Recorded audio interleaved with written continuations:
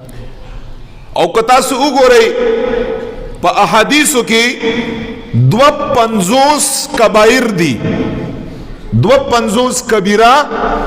په یو قول باندې گناهونه دي 52 نو که په هغه کبایرو کې تاسو وګورئ په غټو غټو گناهونو کې تقریبا په بدن کې اکثر د غټو گناهونو تعلق د زبان سره دی دروغ گناہ کبیره دا داغه تعلق زبان سره دی غیبت گناہ کبیره دا داغه تعلق زبان سره دی فحش گوئی گالم گلوچ کنزل بدره دی گناہ کبیره دا تعلق یا زبان سره دی چغل خوری گناہ کبیره دا تعلق یا جب یا زبان سره دی تهمت پچا لگول دا گناہ کبیره دا تعلق یا زبان سره دی د چا زړه ماتول څوک خفه کول بے اتفاقی پیدا کول دا کبایر دی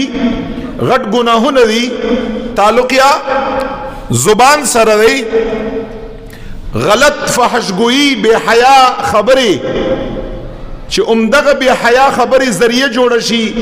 زنا لپاره ذریعہ جوړ شي لواطت لپاره دغه بے حیا خبری زایا زبان دی تعلق یا زبان سره دی یعنی علما لیکي چې کوم یو انسان د خپل جبه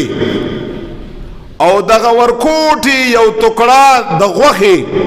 چې د غاخونو په منځ کې را د دې حفاظت وکا نو دا انسان په ګڼ شمیر کبایر گناهونو نه خپل ځان په حفاظت کې ساتلی شي دی وجنا بے باکی دا نه د پکار